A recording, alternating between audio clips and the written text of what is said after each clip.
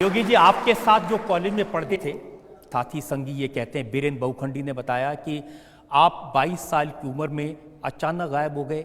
ऐसे वक्त जब लोग आपको प्यार करते थे, आपकी प्रखर बुद्धि की सराहना करते थे, आप बहुत अच्छे स्टूडेंट थे, लेकिन संगी साथियों को छोड़ के, परिवार को छोड़ के अचानक चले गए। देखिए, सच है, लेकिन जीवन का कोई उद्देश्य तो होना चाहिए। वह क्षण अत्यंत कठिन होता है, लेकिन वो मैंने निर्णय लिया। मैंने अपने कॉलेज के दिनों में अखिल भारतीय विद्यार्थी परिषद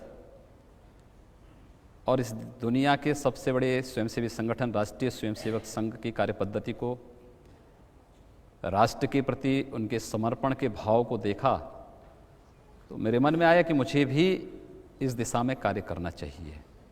और उस समय मेरा संवाद और मेरा संपर्क हुआ राम जन्मभूमि मुक्तिज्ञ समिति के अध्यक्ष गोरक्ष पीठाधीश्वर पूज्य महंत विद्यानाथ जी महाराज से।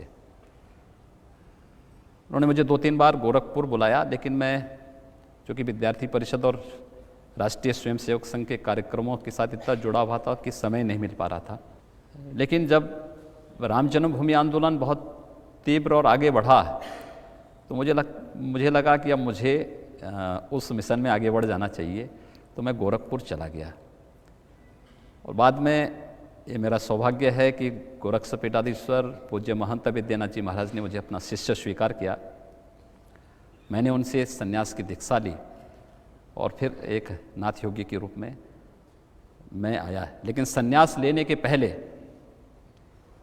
मैंने अपने पूज्य गुरुदेव के सामने कुछ प्रश्न उससे रखे थे, क्योंकि ऋषिकेश और हरिद्वार में रह करके मैंने ये देखा था कि बहुत सारी चीज़ें मेरे सामने आई थी। देखता था मैं, संन्यास का मतलब क्या पलायन है, और अगर पलायन है तो मैं जीवन में पलायन का रास्ता नहीं अपनाना चाहता था।